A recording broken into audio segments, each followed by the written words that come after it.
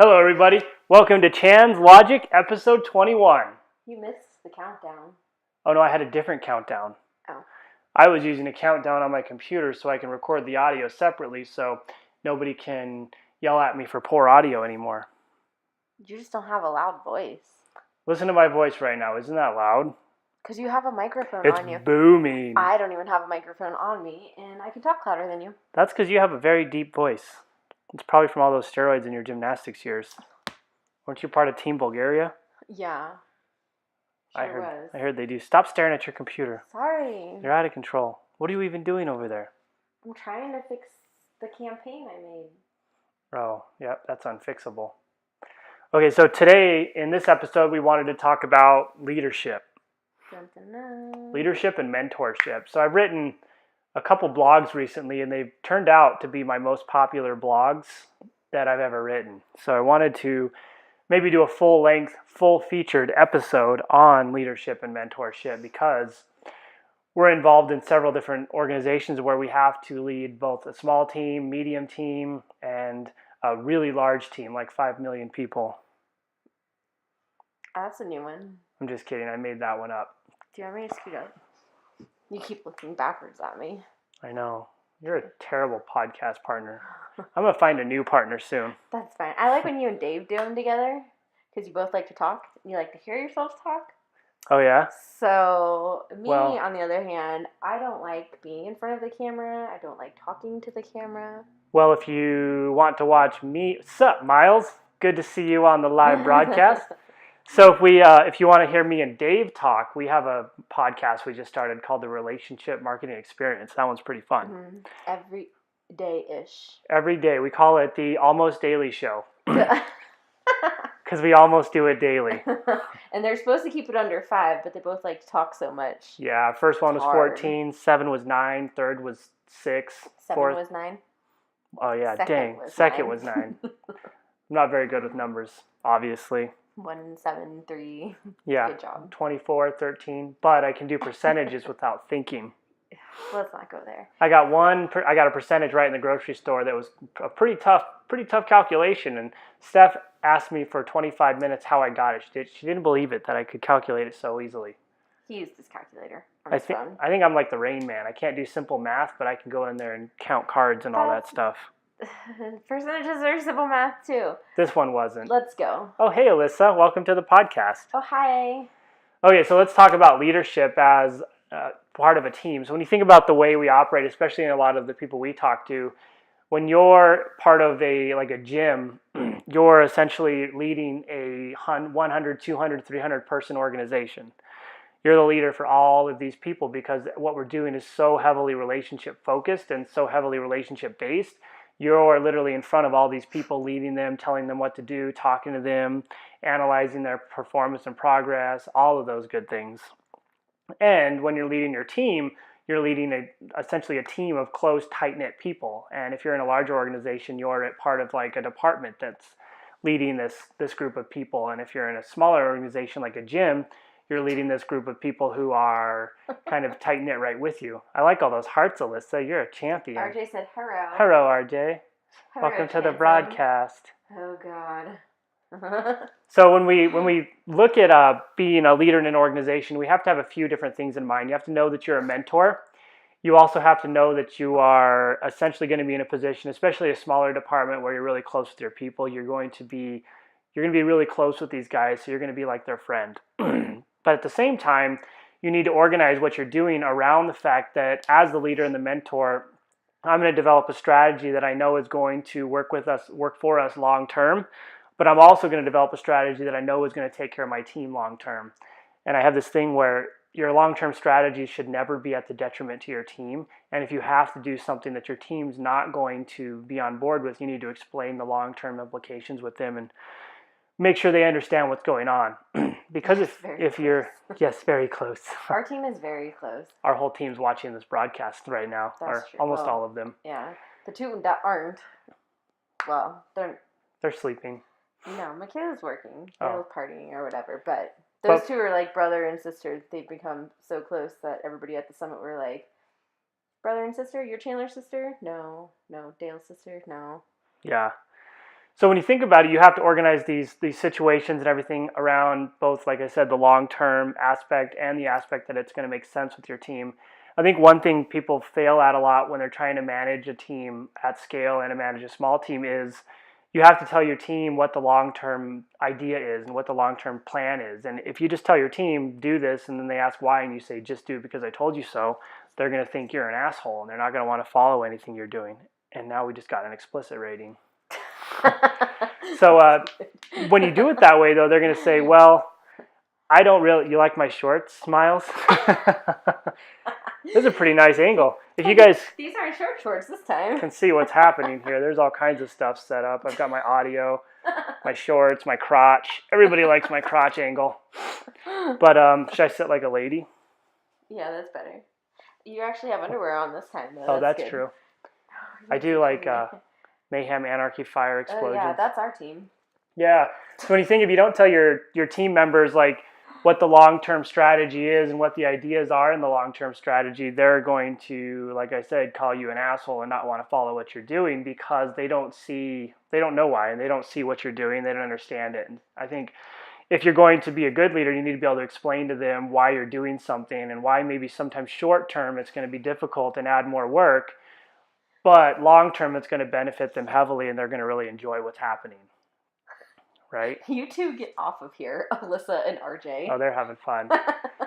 So when you think about managing your team long term, it's all about consistently communicating with them. I think one of the biggest reasons we fall off, if people get angry or people quit or people get butt hurt or whatever they do, is because we're not communicating with them often and we're not talking to them about what we're feeling and how we're feeling all the time. Or it can be the reciprocal, like they don't talk, they don't open up. You can be perfectly transparent with everybody on your team, and it comes down to like how open and like how well they communicate with you. If they don't, they're going to be in a place where they're just like, I don't know what to do, and I don't know what to say, and that's something that if that's the kind of people you have on your team, you have to work to really pull it out of them all the time.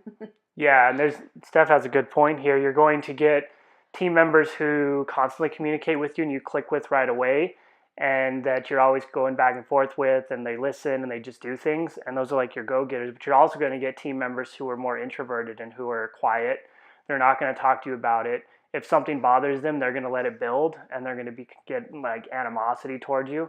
And so you have to be the catalyst to change that. You have to talk to them weekly. You meet with them one-on-one, you work with them, you ask them what's going on, you make sure they're on the right path.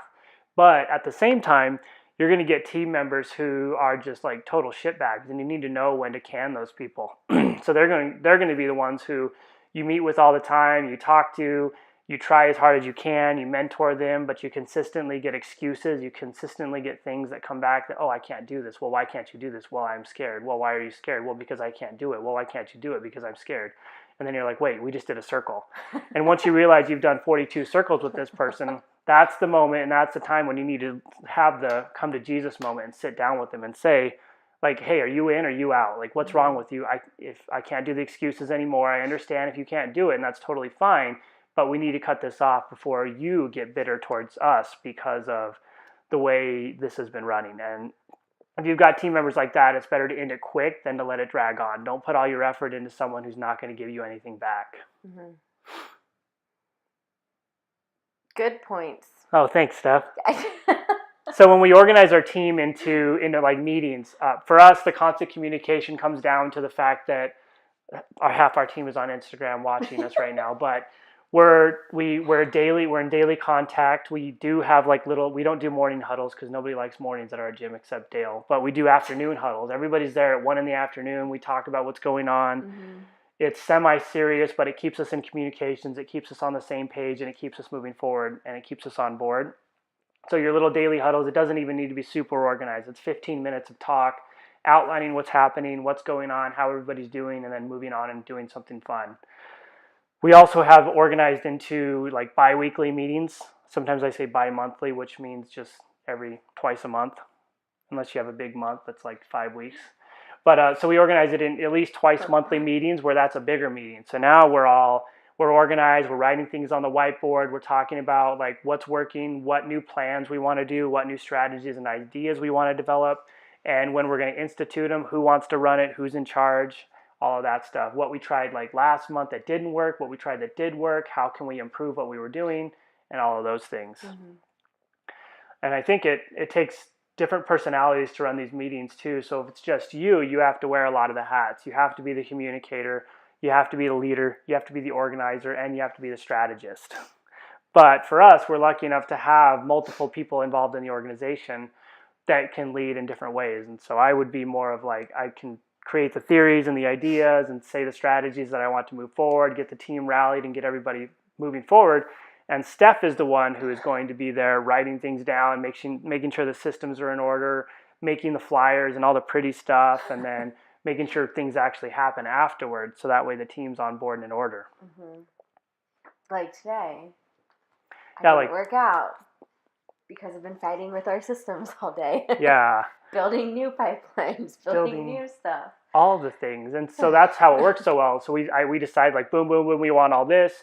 I got everything made, developed, strategized, and organized. And then Steph spends the next 3 weeks or making sure it's all in like our systems and organized in 3 days. She thinks she's faster than she is. I only have one hiccup right now, and I've made 2 new campaigns. Everybody, let's give Steph a round of applause. If you're watching the live, click the like button 3 times for her, and we'll know you appreciate her. So when you think about it, I talked about my phases of strategic planning too. So your planning has to be somewhat strategic. And when I'm talking about this, if I move my hands like this, it means Super Saiyan. But it also means strategic. Super Saiyan. When I was like 12, it was like Dragon Ball Z and stuff. It was the coolest thing ever. But so when you're organizing this, you have your different strategic pathways that you need to follow. So our first phase is like you have a discovery phase. So in this, it's when we sit down, we talk about what we're doing, we strategize, we talk about what's going to work, what's not going to work, how do we price, is it too high, is it too low, what do we do about this, and we make sure that everything's organized and all the parameters are in order. And then we move into after our discovery phase, which is our planning phase or phase 2, and that's when we're actually making the skeletons happen. We're building the landing pages. We're organizing our team around who needs to be where, who needs to do what, who's in charge of different things. And so now now we're organized. We've planned it out. We've mapped it out. We've discovered it. It's all in order. Everything's ready to go. After that, we have what we would call like our execution phase. And so our execution phase is now like guns are running. We're smoking hot. We're making this thing happen. We are doing the event, we're running the ads, we're doing the local charity thing that we're doing. Everything's come together, everything's in order, and everything's actually working. Or maybe it's not. But either way, we're in the execution phase. And I think in the execution phase, and especially in leadership, you always have to be prepared to have a backup plan. Because a lot of the time, you'll organize something, you'll walk in the room, and the entire building's on fire. So then you have to figure out how to cut the fire down and calm everyone down and making sure everyone's like on the same pathway, everyone's organized, everyone's happy. And you have to do this as a leader without batting an eyelash. So you have to walk in, your team's going to run up, they're yelling and screaming, they know the place is burning down, they're like freaking out, but then you have to say like, okay, do this, let's do this, organize that, fix that. And now you've taken yourself into a position of leadership because you didn't show emotion, you didn't freak out, and you fixed the situation. So, and this isn't because you just walked in and you instantly knew what to do. It's because you already had this organized in your mind before it happened. So before you walked in the door, you already had plan A, plan B, and plan C mapped out, and you were ready for the fire, and you were ready for the double fire. I'm never ready for a fire. That's what I do well as part of the organization. Everyone's like, well, that didn't work. That was really stupid, and everyone's sad. And then I walk in and I tell them, no, this is what worked well. This is how we fix it. This is how it works next time.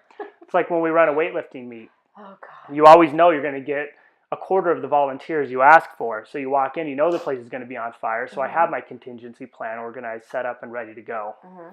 And that's a big part of leadership that I think I talk about a lot as well is as a leader, you have to be the one who doesn't showcase your emotions, who doesn't wear your heart on your sleeve with your team, who doesn't really, you can be emotional with your team, telling them they're great and all that, but you can't be the one sitting there sulking and somber and complaining and being negative with your team because you invite that construct into your team dynamic. And as the leader, you need to be the one who always moves everyone forward, who everybody looks to as the catalyst to being like the positive change and the one who's going to make things okay. And it allows you to always be in that good position versus being in a position to where you have the construct where everybody walks in complaining and they're negative and all that stuff. What do you think, Steph? Yep. Yep. Yep. Yep.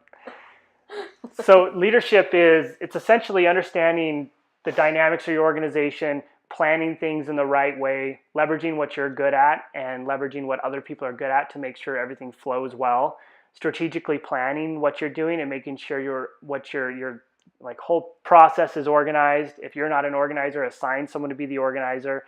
And then I think what people forget about a lot of the time too is it's not just like do it and forget it with your team. It's never going to work that way. Your team, they're with you and they're part of your team because they need to be led and they need to be shown the right direction and they want to be mentored and they want to be helped. And when you're doing this with your team, it needs to be, okay, this is what we're doing. It's mapped out. And now like we use channels like Slack because we don't necessarily have an actual office all the time. We do at the gym, but we don't in our virtual stuff like MadLab group. Mm-hmm. So in Slack, it's, hey, I need everybody to get this done. We talk about it, we organize it, we go through all our planning phases, and then it's, you set up checkpoints. So you're going to ask them, hey, how's this going? Good, great, no, well, what's going on? What's wrong with it? Well, I can't do this. Why? Okay, let's work on this. So you have to, some people think this is nagging, but it's not nagging. It's making sure that they're on task and that they're organized. And it's not micromanagement either. It's not nitpicking every task. It's just checking in. Like, did you get it done? Yes, great, good job. Anything I can help you with? No? Okay, cool, keep it up. Did you get it done? No? What happened? Why? What do we need to do to fix this? And that's how you take your team. And you have to remember, too, you're only as strong as your weakest link. And so if you can take that team member who's struggling and falling apart and you can build them back up and bridge that gap to make the weakest link stronger or part of the strong aspect of the team, now you've made your whole team strong. Or alternatively, if you take that weakest link and you help them realize that they're not a good fit for the team, now you find another link that maybe not as weak or maybe fits better. But either way, as a leader, it's your responsibility to drive the team forward. And if you have a weak person in the team, then it's your responsibility to be able to spot that person, mentor that person, and either build them up or get rid of them, because it's going to bring the rest of the team down if you don't. That was a nice way of saying it. It's true. I almost heard you go, then you just fire that person. Yeah. And sometimes you just got to get rid of them. And we play this emotional game too, especially in these small gyms where it's, I guess, especially in like small departments as well and small companies, you get so close and attached to these people that you'll do anything to help them, and you want to build them up. You want to drive them forward. You want to make sure they succeed, and you want to make sure they do well. Yeah, and they don't hate their job. Don't hate what they're doing. And you want to make sure they're happy, but sometimes you just can't fix the unhappy. And if you can't fix the unhappy and you can't fix the person who doesn't want to be fixed, that's when you make the decision to let them go. If you don't, it's just going to carry on, and it's going to become a horrifying situation for you later on when they damage something in your business, they damage the business's reputation, or they quit and then they think it's your fault. So it's important to get rid of them quickly, or right when you spot that after you've tried to mentor them a little bit and help them out. Yeah. So being a leader, it's understanding the long-term aspect of what's happening. It's understanding that your team is incredibly important, and sometimes you have to make a plan that works long-term and works long-term for your team, but maybe doesn't work as well short-term for them. But you always have to explain that to them and make sure they understand that you are looking out for them in the long term. I think the last thing we talk about in terms of being a leader, you have to understand that your team is your most important piece of anything you do. They're not just people who work for you. They are the most important segment of your business. They're more important than your customers any day of the week, like I always say. If you don't have a team, you're not going to be able to serve your customers. And if you have a team that hates their lives or hates their jobs, they're going to showcase that to the customers. And now you have a terrible brand and people are going to hate what you do because you didn't take care of your people. Yeah. What do you think, Steph? I think it sounds great. So Steph is the other half of my organizational leadership. I do a lot of the talking. I'm good at theories, abstract ideas, building the big picture, and making sure I know where we're headed. And Steph's good at organizing that picture. Yeah. So, and like you're the one that runs into the fire with a level head, and I'm the one that runs into the fire with my head chopped off. That's right. And then we calm everyone down, we organize ourselves, and then we move forward and we make sure we're okay. So just think about this. If I had to say like a couple things that make a good leader, it's not attending like a leadership course. I mean, if you go to some course where you paid some guy to write a book about leadership because he was really cool, it's not going to help you be a good leader. What it's going to give you ideas, which is good, and it's part of the process. But to be a good leader, you have to really care about the people. You have to be organized in a way to where you're always looking for the long term. You have to be able to check in with people without feeling bad about nagging or whatever. And you have to be able to fix fires when they burn, because you're going to get a lot of fires. You're going to have to fix a lot of problems, and you're going to have to be able to just do some of that stuff on the spot. Some of that stuff you'll have time. But part of leadership is understanding the critical aspect that you're not always going to have the preparation and time to fix things. And the organizations that do really well have leaders that can work on the fly, that don't need 7 years to make a decision, and that can make things happen quickly because they kind of have that intuitive charm. Hey, Steph. You don't have that charm. Get out of here. Oh, yeah. I winked at you. Did you like that? No. So I hope you guys liked this episode. We went on Instagram and Facebook tonight. It was pretty exciting. It's been 20 minutes. If you have questions on leadership, definitely check out I have like 17 videos on leadership. I just wrote 2 blogs. I wrote a blog specifically on the phases of strategic planning. I wrote another blog on leadership and mentorship, which was one of my most popular ones on LinkedIn. And go to my YouTube channels, watch my videos, or post anything in the comments from this video. We'll answer what you have. And we're looking for people to give us reviews on this podcast, because that helps us out quite a bit, because iTunes is a popularity contest on that thing. And also when someone looks for it, they're like, hey, look, that guy doesn't like Chandler. Gave him a 1 star, so then they pass it up. Or they look at it and they say, oh man, look, Chandler got a 5 star. He must know stuff. And then they'll download it and they'll say, wow, he knows stuff. Yeah. And Steph's pretty cool too. I just don't talk as much. That's true. I was going to say the whole it's not that you're nagging them, you're just giving them reminders. I found a new app that I like, and my team's going to hate me because I'm going to make them download yet another app. Dale. But we use Slack, which is great. And then Wunderlist, we just started using. Oh yeah, Wunderlist is cool. I have 900 updates. Yeah, and I think we've talked about it before, but it's really cool because you can put your whole team on there. They do have free accounts, they do have paid accounts, but it's WU Wunderlist. But really cool because you can literally make different lists with tasks in them, assign them to team members, and then have due dates that they can go in and check off. You can make reminders and all that stuff. So that one's fun to use. I use it for myself too. You can, make internal forms that are private, or in lists that are private that just you can see. So yeah, that's a good one for keeping everybody organized and on track.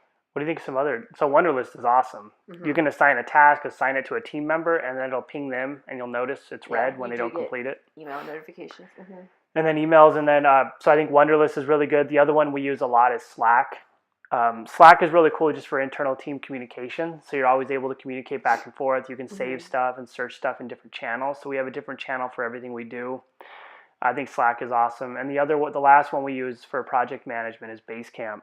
I'm a big fan of that one just because I can organize projects into what we're doing. You can assign due dates and to-dos for each project, and you can organize people into folders, who needs to do what, so everything's segmented as well. Yeah, I think Basecamp's good for the larger teams. Yeah, Basecamp helps us 10 plus. Run MATLAB group really well because everybody's on the same page. Everybody has different projects, but everybody knows what's going on from the look of an eye. So if your team's 15 people or larger, you can probably use Basecamp pretty well. Mm-hmm. If your team's between 1 and 10, you can probably get away with Slack and Wunderlist pretty easily. Yeah. You don't have to overkill it. Yep. Yeah. Well, thanks for listening to Chan's Logic episode 21. This one was pretty exciting. We had a big popular Instagram feed going on. From our children, our interns. So if you guys have questions, remember, post them in the comments. If you like this, leave a review. And we'll see you for the next episode, 22. Probably 2 weeks from now, 22. In a month-ish. Yeah, maybe I'll do one in Toronto with Dave. There you go. Oh yeah, by the way, if you're in Toronto, I'm going to be down there. I'm doing a speech on long-term sustainable marketing for the UG Series Beach WOD. Yeah, not the UGG series. It's called Underground, not the UGG like the boots. So I'll be down there. When am I going to be down there? July 9th or 8th? You speak on the 8th. I speak on July 8th Friday at about 11. Lunchtime. Yeah, 11:30 a.m. I'll broadcast it live most likely. So tune in there. Until next time, it's been fun, everybody. See ya.